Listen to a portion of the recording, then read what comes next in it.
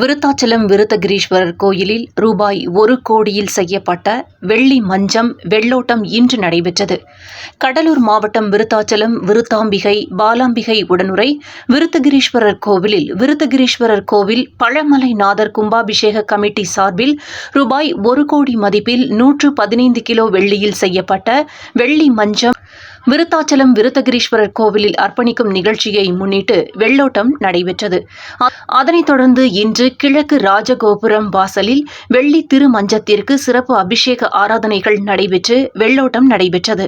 சன்னதி வீதி வழியாக விருத்தாச்சலத்தின் முக்கிய வீதிகள் வழியாக கைலாய வாத்தியங்கள் முழங்க வெள்ளோட்டம் நடைபெற்றது. முன்னதாக இந்த வெள்ளோட்டத்தை விருத்தாச்சலம் நகர்மன்ற தலைவர் டாக்டர் சங்கவி முருகதாஸ், கும்பாபிஷேக கமிட்டி தலைவர் அகர்சந்த், திமுக நகர செயலாளர் தண்டபாணி, இந்து சமய அறநிலையத்துறை செயல் அலுவலர் மாலா மற்றும் முக்கிய பிரமுகர்கள் கலந்து கொண்டு தொடங்கி வைத்தனர்.